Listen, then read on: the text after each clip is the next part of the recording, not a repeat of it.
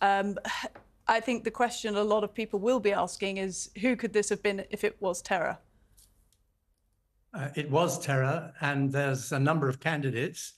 One would be domestic oppositionists, those who claim to speak for the Sunni Muslim majority in southeastern Iran.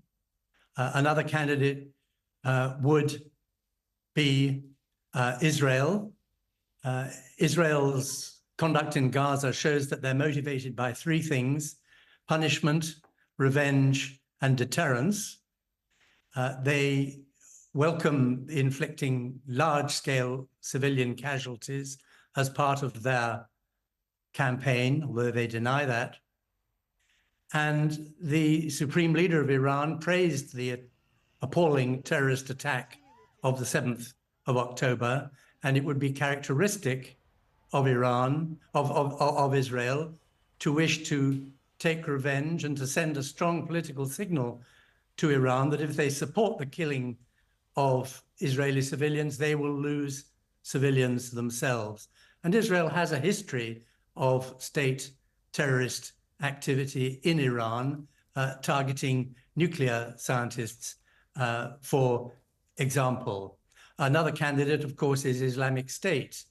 They have undertaken terrorist actions inside Iran. It's hard to be sure at this stage, but we should keep all three as possibilities. And I believe that the most likely, in the limited amount of information we have at present, is Israel.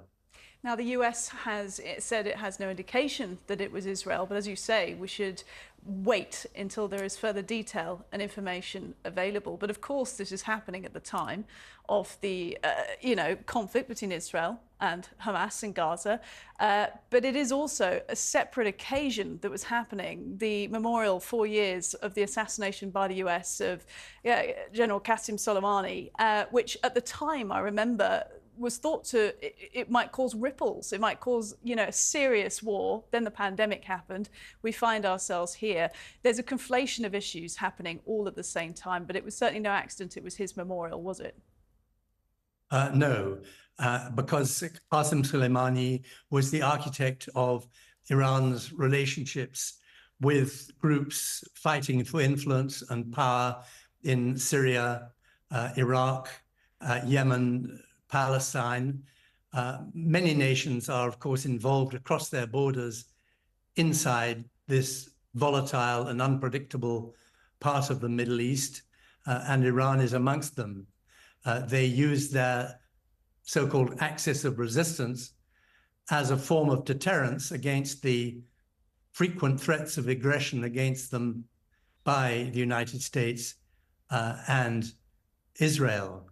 The coincidence of this attack with the attack in Beirut, of course, adds to the tension in the region, but the signs are present that both Hezbollah and Iran don't wish to use these attacks as an excuse or as the starting gun for a regional war.